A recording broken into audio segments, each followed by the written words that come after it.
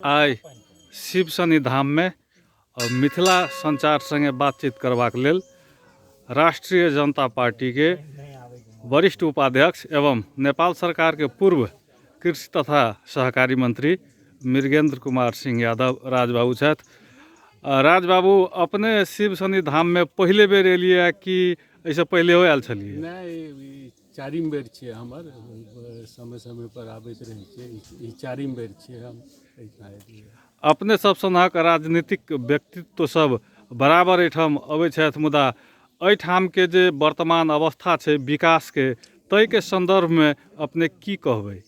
एहिठाम तऽ अब जेना कुछ काम प्रदेश सरकार से भए रहल छै, स्थानीय सरकार के, हमरा सब मिलके जोर लगेने छियै कि जे एकटा शनि भगवान के ई अथी अब पहिने ओते प्रचार प्रसार नहीं छलै, आब जे छै से बृहद रूप में एकर प्रचार प्रसार भए रहल छै। की कहै छै, एहिठाम दर्शक सब श्रद्धालु सबके भी भीड़ दिनादिन चाहे बढ़ि रहल छै। एकरा संरक्षण के लेल संघीय सरकार और प्रदेश सरकार स्थानीय सरकार से निश्चित रूप में आवाज उठा रहल छै और सबके ध्यान आकर्षित भेलैए।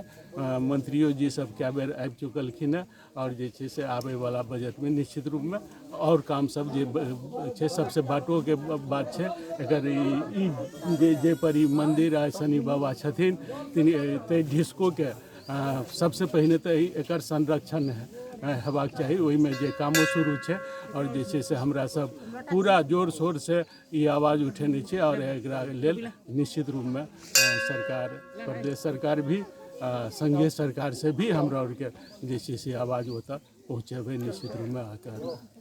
आवे वाला दिन में ई शनि तीर्थ स्थल के अपने सब केहन रूप में देखा चाहे छी? हमरा सब तो ई शनि भगवान जे न्याय के देवता छथिन और एकदम फास्ट ट्रैक में न्याय दै छथिन, फास्ट ट्रैक में। और देवता सब कने रह सही के कने बुझ सही के, लेकिन हिनकर न्याय एकदम तत्क्षण न्याय करै छथिन। हिनकर जे छै से पूरा राष्ट्रीय में अंतर्राष्ट्रीय जो छिमेकी देश भारतों में जे छै से एकर प्रचार प्रसार है। और अखन जे नेपाल सरकार विजिट नेपाल 2020 जे अथी केलकै, तहू में जे प्रचार प्रसार भए के इतना श्रद्धालु सब आवे, दर्शक सब आवे, आबिके इतना के अथी है से निश्चित रूप में हमरा सब चाहे छी कि है। अपने पर्यटन वर्ष 2020 के चर्चा के लिए, तै में पर्यटक सबके स्थान पर लाबक लेल अपने सबके भूमिका केहन रहतै? हमरा सबके भूमिका तब एहिमे विशेष भूमिका तऽ अपने सब पत्रकार आ मीडिया के है छै। जते प्रचार प्रसार अहाँ सब कए सकै छी, अहाँ और के मार्फत भए सकै छै। हमरा और के जे छै से अपने सब मार्फत चाही जे छै से प्रचार प्रसार कए के पर्यटक सबके जे जेना जतऽ जाइ छियै ततऽ हिनकर चर्चा करै छी, एना एना छै, ओहिना न्याय के देवता अथी भेलखिन हैं। कुछे वर्ष से हिनकर अथी एतऽ भेलैए उदय, आ जे छै से एतऽ आबिके अपन पूजा पाठ कए के लोग लाभान्वित भए रहल छै, बहुत अथी भए रहल छै। से प्रचार प्रसार जतऽ जाइ छै ततऽ हमरा आरके कहै छियै और बढ़ल जाइ छै निश्चित रूप में। सब दिना देखै छियै, जाहि दिन आबै छै ताहि दिना देखै छियै भीड़ जे छै से बढ़बे के लिए।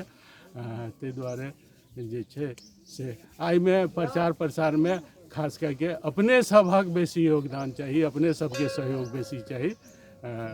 अपने सब करते छियै, ताहिके लेल धन्यवादो यऽ अपने सबके, बहुत बहुत धन्यवाद दैत इएह कहैत हम विदा लै चाहै छी। धन्यवाद।